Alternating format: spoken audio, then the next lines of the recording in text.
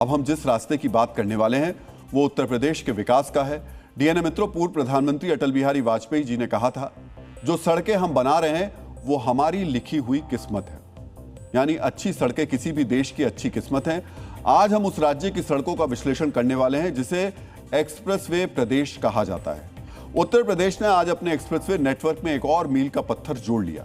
मुख्यमंत्री योगी आदित्यनाथ ने अपने कार्यकाल में छठा एक्सप्रेसवे जनता को सौंप दिया है। आपको यह जानना चाहिए कि यूपी में बना नया एक्सप्रेसवे देश के बाकी एक्सप्रेसवे से अलग क्यों है। इस एक्सप्रेसवे से जनता का कितना समय और पैसा बचेगा, कितने लीटर पेट्रोल की बचत होगी। हमारे इस विश्लेषण में आपको यह भी पता चलेगा कि एक्सप्रेसवे के मामले में अकेले यूपी दुनिया के कई देशों से कितना आगे निकल गया है।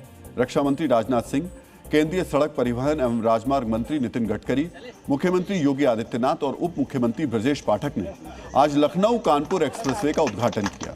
कल से इस एक्सप्रेसवे को आम जनता के लिए खोल दिया जाएगा। 63 किलोमीटर लंबे इस एक्सप्रेसवे की लागत करीब 4,700 करोड़ रुपए है और इस पर 120 किलोमीटर प्रति घंटे की रफ्तार से गाड़ियां दौड़ पाएंगी। यह देश का पहला बैरियर लेस एक्सप्रेसवे है, यानी यहां टोल कटवाने के लिए आपको बैरियर के सामने नहीं रुकना होगा। एक्सप्रेसवे पर लगे एआई से लैस कैमरे खुद ब खुद नंबर प्लेट स्कैन करके टोल काट लेंगे। इस एक्सप्रेसवे की एक खास बात यह है कि यह भारत का पहला मशीन गाइडेड हाईवे है। आपको यहां यह भी जानना चाहिए कि मशीन गाइडेड तकनीक है क्या और इस तकनीक से बना एक्सप्रेसवे बाकियों से बेहतर क्यों होता है। इस तकनीक में निर्माण में लगी भारी मशीनों जैसे ग्रेडर और बुलडोजर को सीधे सैटेलाइट, जीपीएस और 3D कंप्यूटर मॉडल से जोड़ दिया जाता है। मशीन में लगे सेंसर खुद तय करते हैं कि सड़क की ढलान कितनी होगी, मिट्टी को कितना काटना है और सतह को कितना समतल करना है। इसमें इंसानी गलती की गुंजाइश लगभग शून्य हो जाती है। इससे सड़क शीशे जैसी चिकनी बनती है, निर्माण सामग्री की बर्बादी नहीं होती है और काम की रफ्तार दोगुनी हो जाती है। अभी तक इस तकनीक का इस्तेमाल सिर्फ अमेरिका और जर्मनी जैसे देशों में ही किया जाता है। देश के पहले मशीन गाइडेड हाईवे पर सफर कैसा होने वाला है, आपको उसकी एक झलक देखनी चाहिए।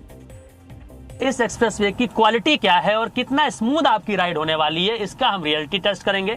आप देख सकते हैं हमने एक पानी का ग्लास यहाँ पे रखा है और हमारी गाड़ी भी जो है अच्छी खासी रफ्तार में यहाँ पर चल रही है। आप देख सकते हैं कि बहुत ज़्यादा पानी यहाँ पर छलकता हुआ दिखाई नहीं दे रहा है, यानी कि जो क्वालिटी है रोड की ये कहीं ना कहीं अच्छी है, स्मूथ क्वालिटी है, क्योंकि 63 किलोमीटर लंबा ये पूरा लखनऊ कानपुर एक्सप्रेसवे है और इसके जरिए आप महज 45 मिनट में आप कानपुर पहुंच जाएंगे। पहले 2 से ढाई घंटा इस पूरी जर्नी में लगता था।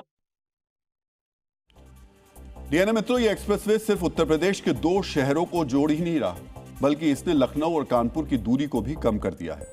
पहले लखनऊ और कानपुर के लिए NH-27 का उपयोग किया जाता था, जिसकी लंबाई 90 किलोमीटर थी, लेकिन नया एक्सप्रेसवे बनने से यह दूरी घटकर 63 किलोमीटर हो गई है।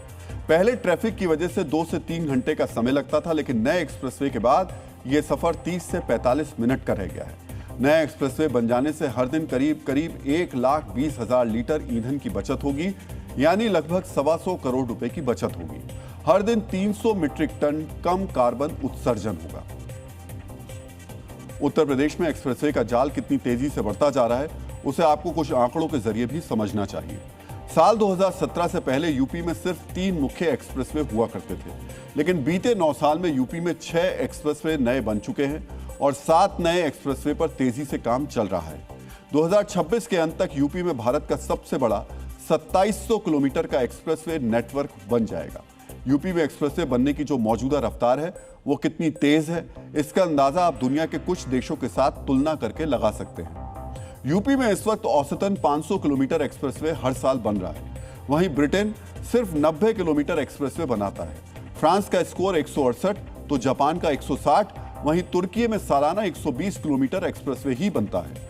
पाकिस्तान और बांग्लादेश जैसे देश तो अपनी आजादी से लेकर आज तक इतना एक्सप्रेसवे नहीं बना पाए जितना अकेले उत्तर प्रदेश में है।